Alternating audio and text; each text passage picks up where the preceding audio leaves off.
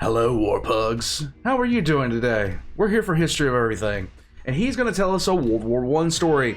Normally, as a couple of weeks ago, a couple of months ago, sometime in the recent past. I don't know. I can't tell time anymore, guys. It all runs together for me now. But we learned a lot about naval history, particularly about the Russians from History of Everything. Now, he's going to tell us a World War I story. We're going to jump right into this, Warpugs. History of Everything. Check out his links in the description down below and see what he's up to, okay?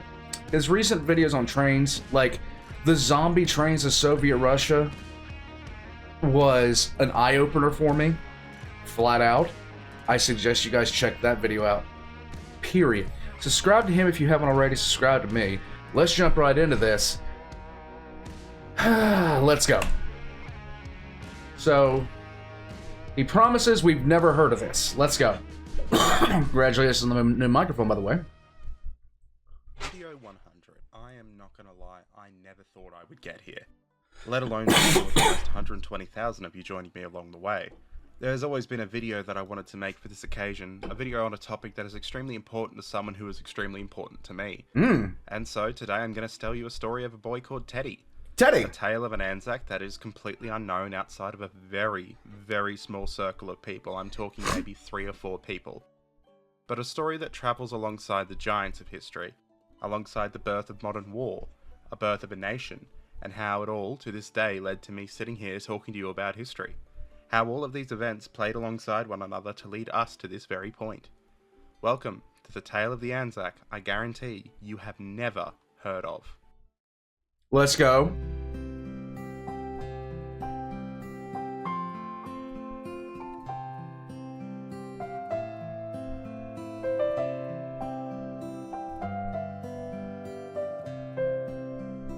This story begins in Winchester, England, where a young boy called Alfred was born on the 27th of October 1857. Alfred was the second son to a man called William Humphreys, and his wife and 2 brothers who grew up working as carpenters, a trait that their descendants over a century and a half later continued through their distant relative, a man called Kenneth.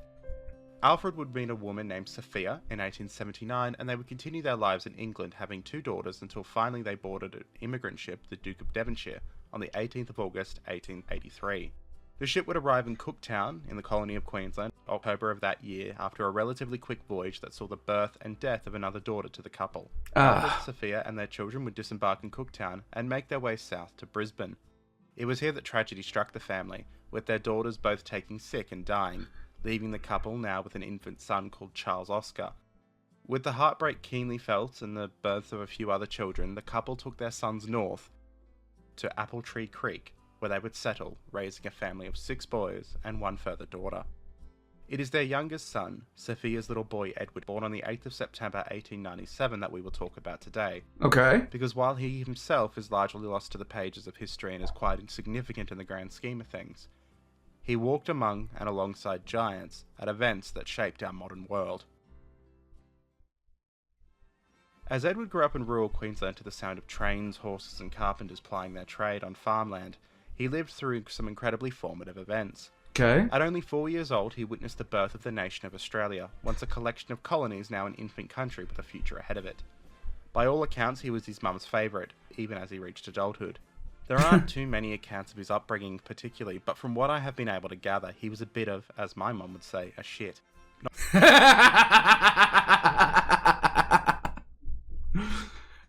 Yeah. You gotta get in there and take all the good with the bad, Warpugs. I was one growing up too. My mother loves me. Not shying away from trouble and always incredibly cheeky, but always willing to put his hand up for what he thought was right, and to help when he thought help was needed.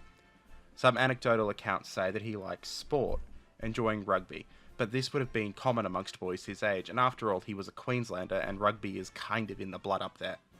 It's kind of like football is in the South. Like, seriously, it's like God family football in that order. And, yeah. Just before his 17th birthday, though, something would happen that would set him on a date with destiny. The Archduke of Austria's car would take a wrong turn, and shots would ring out, killing the heir to the Habsburg throne and his wife, which then plunged Europe into war. Although Teddy didn't know it yet, The clock had just started. The whole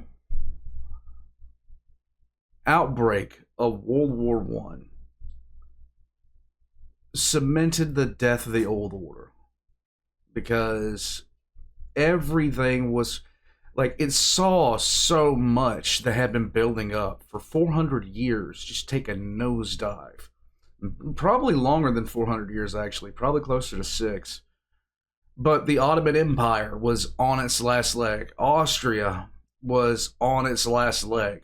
So many different powers were just on the verge of losing everything.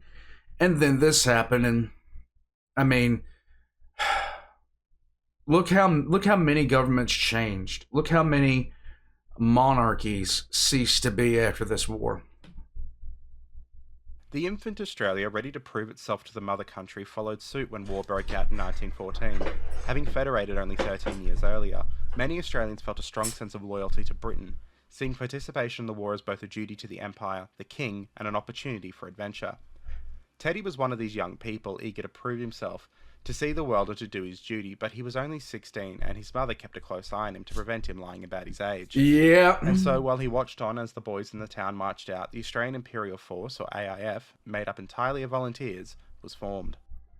After an eventful voyage to Egypt that included the naval battle between HMAS Sydney and SMS Emden, they arrived and trained together under the shadows of the pyramids before being sent to join the attempt to capture the Gallipoli Peninsula in modern-day Turkey.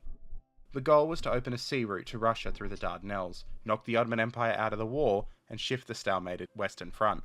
On the morning of the 25th of April 1915, Australian and New Zealand troops, later collectively known as Anzacs, landed at what would become today known as Anzac Cove. The landing was immediately chaotic. The troops faced steep cliffs, tangled scrub, and fierce Turkish resistance led by none other than Mustafa Kemal. You may know him today as Ataturk, the father of modern-day Turkey. The intended easy advance inland turned into a desperate struggle for survival. Within hours, hundreds of Australians were killed or wounded, and the entire invasion force found itself trapped in a narrow strip of beach overlooked by well-entrenched Ottoman defenders. If you don't know about Gallipoli, everything that led up to it, I would recommend looking into it.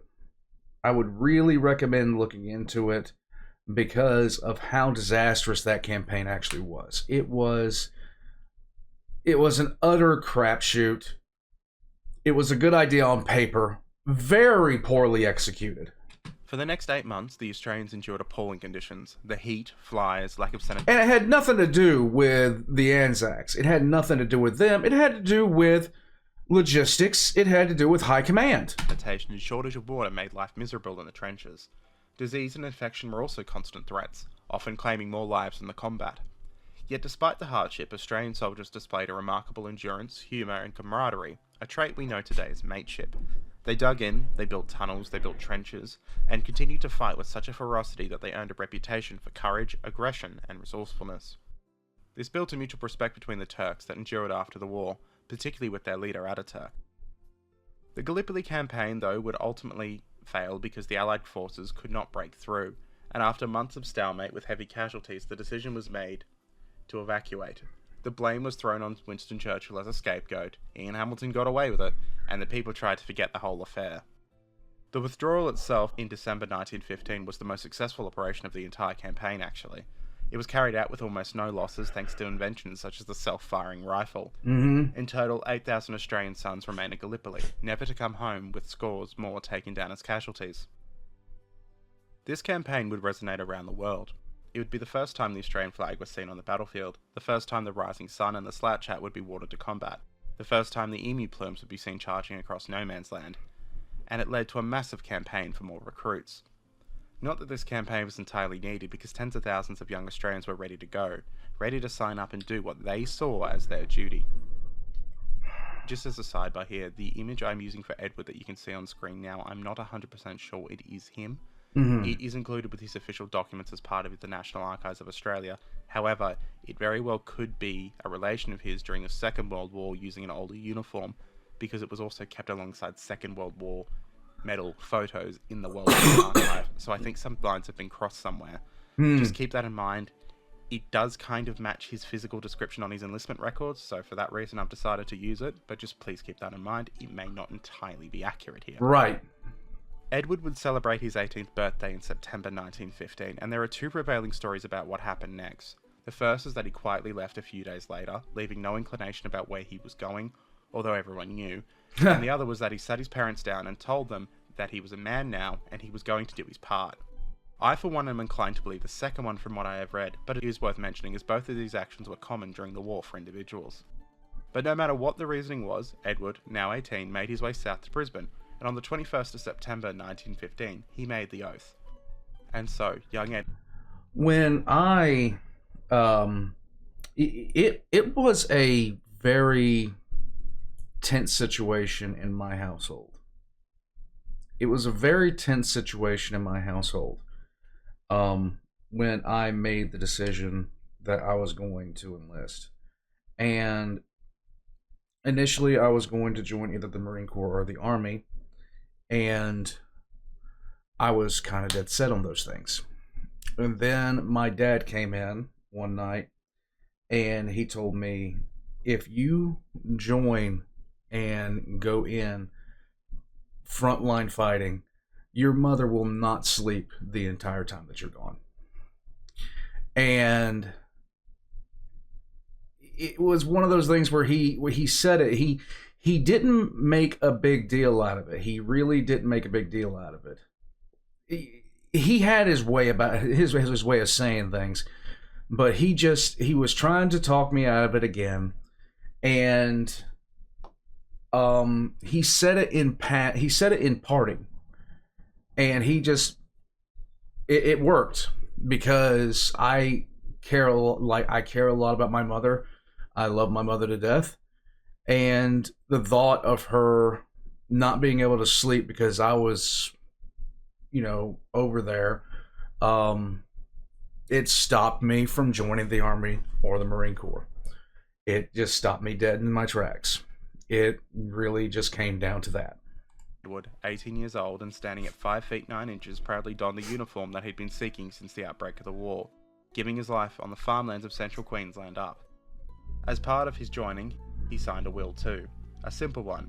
In the event of my death, I leave all to Mrs. A. Humphreys, his mum. Edward did keep a journal, however sadly, as I will mention later, it is now missing, so we don't know exactly what he thought or got up to over the next few years, but I do have his medical and service records, so I can tell you a few things, and I'll do my best to fill in the blanks. Go for it. Edward would leave Australia in early 1916 aboard the transport ship HMAT Commonwealth, and would later arrive in Egypt, where for a time he would first stay in Suez and then later Alexandria at a military hospital. It would be here that young Edward would be treated for a venereal disease, likely caught from one of the many establishments in Egypt that service the strapping young men passing through. What makes this period kind of funny is that his mum was keeping tabs on what Teddy was up to, and she was less than pleased to discover what her son was in hospital for during this time in Egypt. Yep. Because she wrote a letter to his commanding major to check up on him and to make sure it wasn't happening again. During this time, he would be promoted to Lance Corporal, and after 4 months convalescing, he would be transferred to the 15th Battalion, Australian Imperial Force in France, where he would serve across the line, regularly being admitted for increasingly worse cases of trench foot to military hospitals. The 15th would see incredibly fierce combat during this time period, being in action at places such as Messines Ridge, Passchendaele, the Somme, Ypres, Polygon Wood, just to name a few. These are battles that are remembered for incredibly high casualty rates, and it is clear that from this revolving door of trench foot episodes and records that Edward saw significant action during this time. Trenchfoot was not a good... It just came as a result of basically your feet start rotting because you can't change your socks and your feet are constantly wet and it just starts getting nasty down there. Edward's luck, though, was running out, and as his unit came under the command of Sir John Monash, Teddy's time on this earth was being counted in weeks, not months.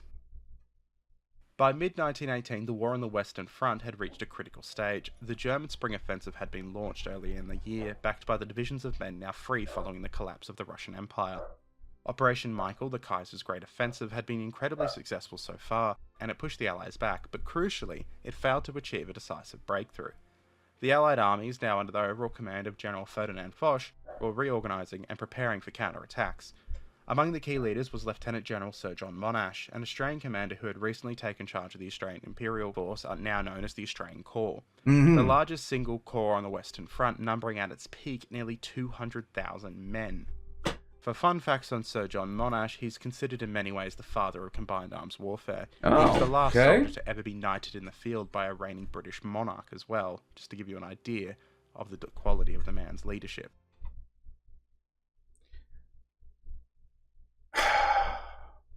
We knight people for a lot of things these days. Well, we don't knight people at all. We don't do that. But getting knighted back then meant a lot. And to add on top of that, he did all this while fighting his own government because he was the son of Prussian-born immigrants, and also he was Jewish, which was a big no-no for certain people in high command. Monash, though, was an engineer by trade, and a very practical and meticulous man. He believed that modern battles shouldn't be fought with charging, but they should be fought with precision, coordination, and minimal unnecessary sacrifice of life. A belief that has led to him being venerated in modern Australian society. Now free of his upper command, the Battle of Hamel was the first opportunity for him to put these theories into practice. The objective of the battle was relatively modest. It was to capture the village of La Hamel and the surrounding high ground. It formed a bit of a salient to the German lines. Although the goal was limited, the operation was designed as a test case for Monash's new combined arms strategy. He integrated infantry, tanks, and artillery and aircraft into a single, tightly coordinated plan. The assault force included 4 Australian infantry brigades and a contingent of American troops. What's remarkable here is that this is the first time ever that US soldiers fought not just under Australian but foreign command. His plan relied on precision and timing. The attack began at 3:10 AM on the 4th of July, timed perfectly in order to ensure that the advancing troops would benefit from the dim pre-dawn light. Artillery opened up with a creeping barrage that moved forward at a steady rate, protecting the advancing soldiers while disrupting the enemy and deafening them. Behind the barrage, infantry advanced alongside 60 British Mark V tanks that the soldiers had spent weeks drilling with. It was their job to crush wire obstacles and neutralize machine gun nests. Meanwhile, as the Anglo-American force advanced, Monash tasked aircraft to drop ammunition resupply to the advancing troops, conducting what was in effect one of the first uses of air resupply in modern combat. The coordination was remarkable. Within just 93 minutes, the objectives had been achieved, and the village of Hamel was securely in Allied hands. See, this.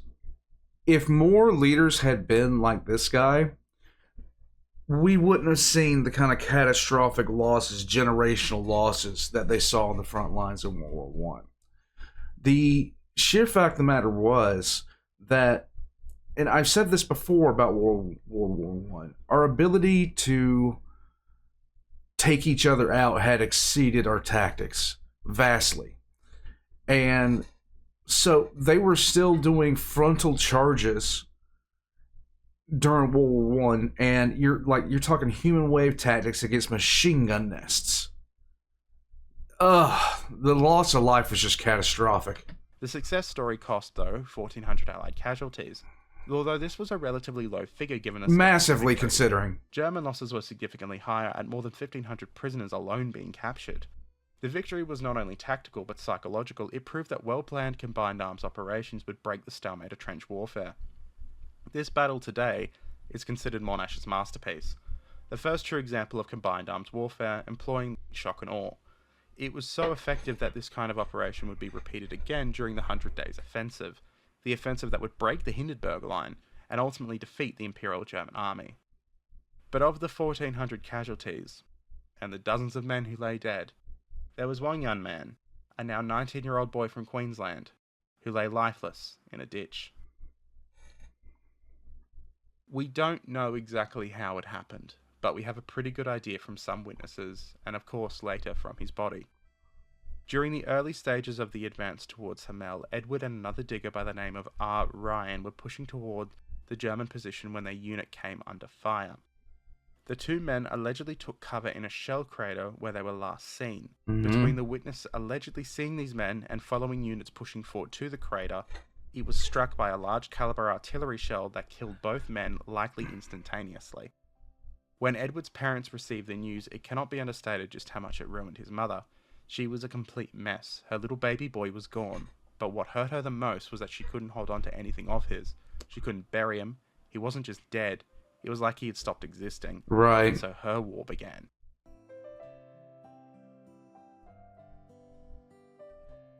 Alfred and Sophia would take the news quite differently. No strangers to losing children, they had unfortunately had some practice in this field. Right. Alfred, for his part, would remain a brick wall, shattered by the loss of his youngest boy, but refusing to show it. For Sophia, though, her heartbreak went in the space of mere months from sadness to anger, and then determination. She would have something of her son to remember him. She would have his body buried safely, no matter how long it took her. As I mentioned in the beginning, Edward's will dictated that his belongings would go to Mrs. A. Humphreys, as in. The sad thing about the one of the saddest things about World War One and World War Two, for that matter, is how many men were just left. How many times they were just never recovered. It's a really, really sad thing that you look at. And you think about all the wars that came before where the opposing army would be, an army would be wiped out and they just leave the bodies where they lay. Sophia Humphreys, Mrs. being, she is the wife of Alfred Humphreys. These items included his wallet, journal, paybook, and really any medals or awards he was set to receive. With the war increasing in tempo, though, his death, announced by the arrival of a simple telegram saying he'd been killed in action, wasn't given much attention by the powers that be. Right. So Sophia began a letter-writing campaign, first getting her husband to inquire, and then herself, alone, beginning a one-woman's army campaign against the government and the entire imperial system to find out what happened to her son. She would reach out over and over again. I have pages of letters of her reaching out to find news of her boy, and every time she would get a simple, almost templated response saying there was no news. But for Sophia, this simply wasn't good enough. It didn't matter how long it would take, it didn't matter if there was a war, it didn't matter if the entire British Empire was burning. She wanted to know what happened to her boy. Eventually, she broke through in late 1919 when she was informed that he had died in France, which she already knew. But those who had died in France, including her son, would be exhumed from temporary burials and reinterred to dedicated war graves. This was a start, but it didn't give her anything that she really wanted.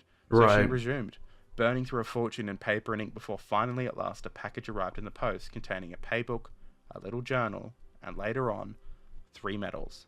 The 1914-15 Star, the British War Medal, and the Victory Medal. At last, she had something to hold on to. But for Sophia, well, this wasn't good enough. Right. She wanted to know where her boy's body was, what happened to him.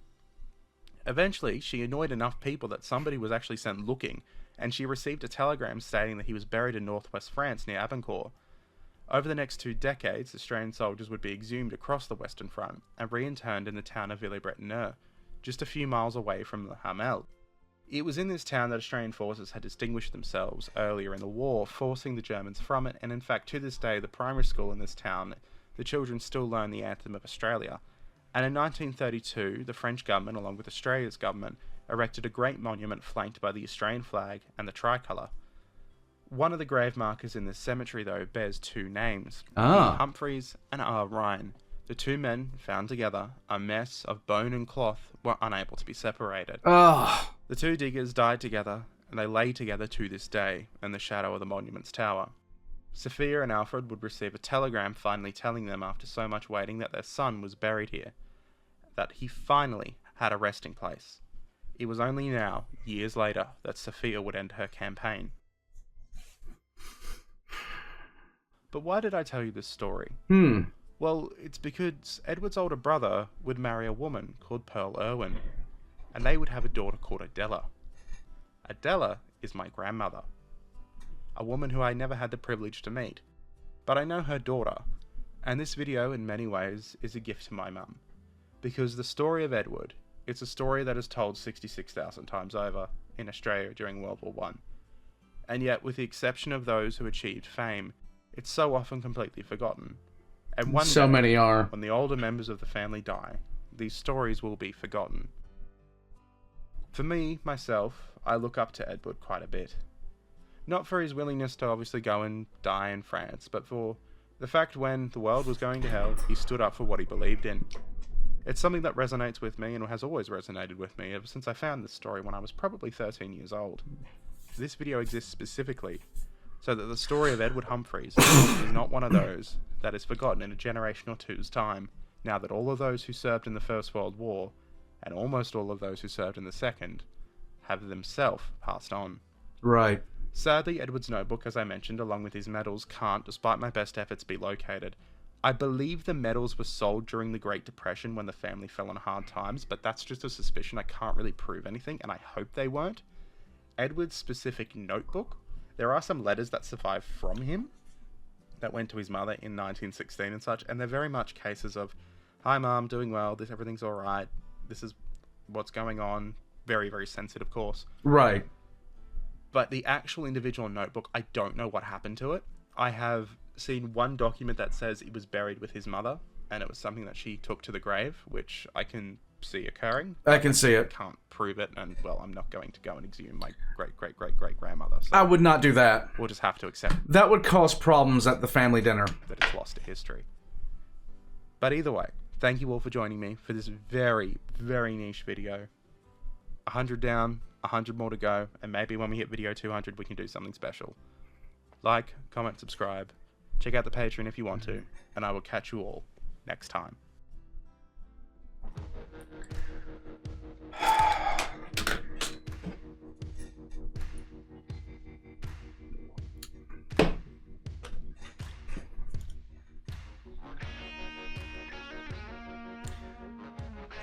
One thing to just understand, this kind of story is one that we all can in some point relate to, because there's not many people out there who don't have a soldier or sailor or Marine, airman, someone that has been killed in action in their family line in the past 200 years. Name them. Name them.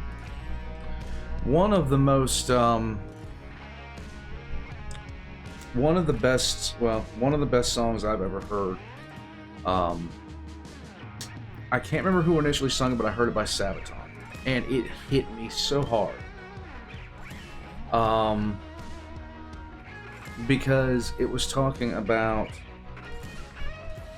basically a young man who went off to war, was killed, and one of the most powerful lines of the song for me is, "Now there's nobody who remembers our names."